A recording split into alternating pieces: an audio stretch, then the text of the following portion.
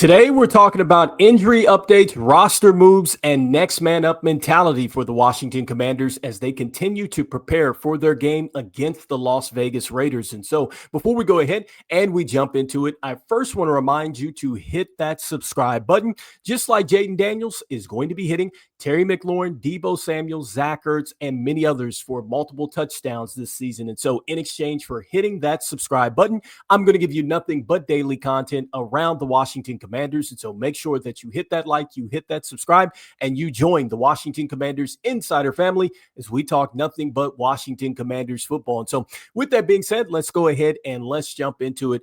And let's start with the latest updates around the Washington Commanders injured players. And so we got a chance to look at the presser here for Dan Quinn as he speaks to the press before practice. And so just paraphrasing this. And so he's asked about Jayden Daniels, and this is the update that we get around him. And so it looks like that Jayden Daniels did not practice today. He did throw on the field and that he had a good rehab session, and that we'll find out some more about Jayden Daniels and his status come Friday. And so Dan Quinn does say that about Jayden Daniels and many other players, but it looks like that he said that he's off to a good start and that the team wants to be smart and not just fast with Jayden Daniels. And so it just sounds like that the door is still open for Jayden Daniels to possibly play. And so again, we'll see how things end up trending this week. And so he's still got some time to go, but an update coming around Jayden Daniels come Friday. And so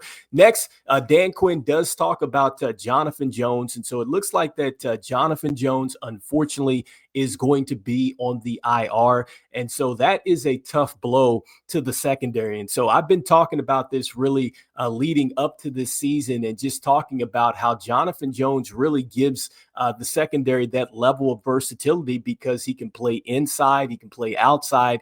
And I just really thought that with Jonathan Jones, what he gives you is just good insurance that, you know, if Trey Amos struggles at any point in his rookie season, you can go with Jonathan Jones. And then also, too, if Marshawn Lattimore struggles, then you can go ahead and throw him out there as well. If you face any type of injuries, you know, to Mikey Samuel or another player out there in the secondary, you can throw Jonathan Jones in there and you can trust that he can get it done. And so right now, the Commanders are going to be without Jonathan Jones. And so this is definitely going to test the secondary and just really see who can step up out there. And so hopefully we don't see any more injuries, but this is definitely a major blow here to the secondary early on in the season. And so next, Dan Quinn does talk about Noah Brown. And so we do get a bit of a positive update with Noah Brown because he does say that he feels more encouraged right now around Noah Brown. And so initially when he first spoke to the press here a couple days ago, he was saying that he felt like it was a long shot for him and John Bates, but he's definitely feeling encouraged with Noah Brown.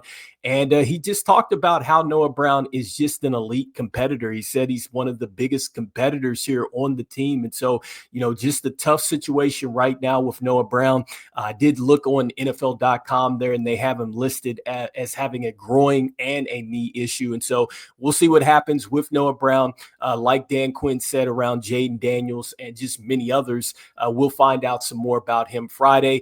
And the same can be said around John Bates. And so he doesn't necessarily say, you know, exactly what John Bates has done, but he does say that we will get an update around John Bates come Friday. And so hopefully John Bates is able to go. We know that, look, he is one of the better blocking tight ends out there.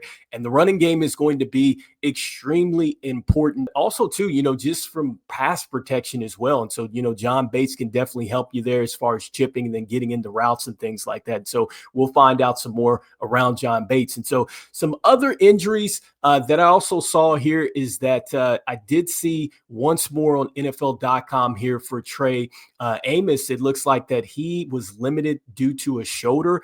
And so this kind of ties into the second point that I was making here around injuries with Jonathan Jones being out. So, you know, if Trey Amos is not able to go, you know, for whatever reason, this is definitely going to test this secondary and just really that next man up mentality. And so hopefully Trey Amos will be fine moving forward. But right now, they have him listed as limited in practice here. And so, speaking of which, and just really the next man up mentality, got a chance to see Marcus Mariota and his actual press conference after practice here. And so it sounds like that he has a ton of confidence, said that, look, he prepares as if he's going to play every week as the starter. And you love that about Marcus Mariota. This is the pros pro. And he didn't indicate like, hey, I'm going to be starting or anything like that. But he's just saying that, look, he feels that he's in, a great position to help this team because, and just once again, paraphrasing this. And so he's asked about, his Achilles injury and everything else and what he was dealing with the Achilles tendonitis. And so he says that he's feeling good and that he's ready to go. And so that's a good sign here because, look, if Jayden Daniels has to take a week off, which I've been kind of in favor with that. I think that you do go ahead and you rest your franchise quarterback. You give him the additional week to get ready for this Atlanta Falcons game. And so let's see how the team, decides to play this. Once again, it sounds like that they still have the door open for Jayden Daniels, but we know that, look, Marcus Mariota can definitely get it done. And so Dan Quinn also said that, look, they have a lot of confidence in him. And so this is good, with this team heading into this game. And so we know that he's going to have to deal with a tough defense. Remember, I talked about this in yesterday's show, that interior line, they like to throw a lot of different looks at you. They went with 6 different interior linemen against the Chargers out there. And Max Crosby, look, he is going to be an absolute problem out there for the Commanders. And so, one of the things that has been talked about is just really, just the adjustment that Josh Conley Jr. has had to make here in the NFL. He's definitely given up some sacks and things like that.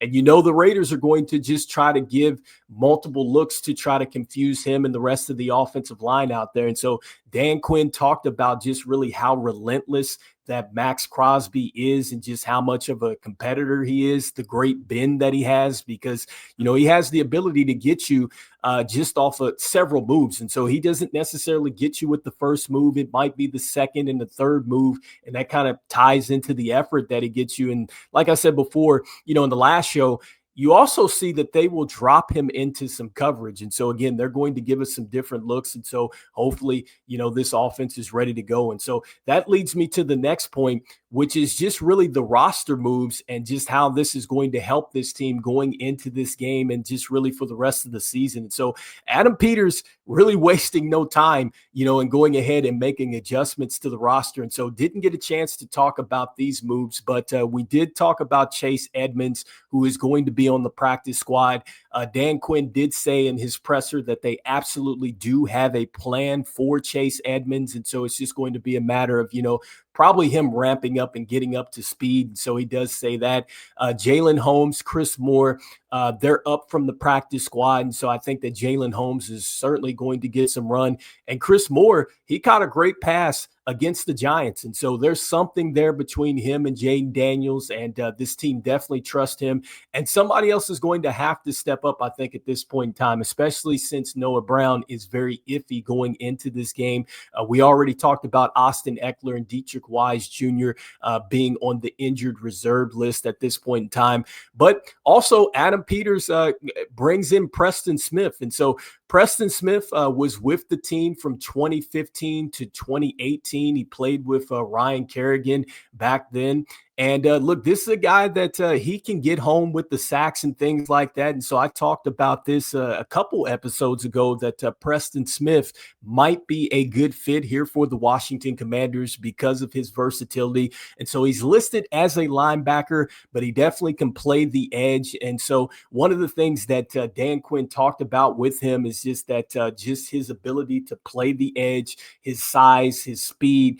He's definitely looking forward to seeing Preston Smith out there. And he feels like that he just has, just a good fit here for this team. And so, another thing that I'll add with Preston Smith is I think that you get, a veteran that's versatile, which we just talked about that, but he's savvy. And so, you're talking about a guy that he can win off the second and the third move as well. And that kind of really ties into a little bit of kind of what Von Miller is at this point in his career. I think just the player that, they go out, they study, tendencies and things like that. And they really just get you as the game goes along. They have so many tricks, in their bag. And so I think that that's what exactly you're going to get with Preston Smith. And so I do expect for him to be an impact for this team from day one. And I really think that this is exactly what this team is going to need, if they're going to get to their goals and things like that. And so I think that this is a terrific replacement right now for Dietrich Wise Jr. And so, that is just the roster moves with the Commanders. And so it looks like that they've set themselves up, to have some pretty good running back play. Let's see what happens with Chase Edmonds. Like I said before, Chase Edmonds is a guy that can come out of the backfield as a pass catcher.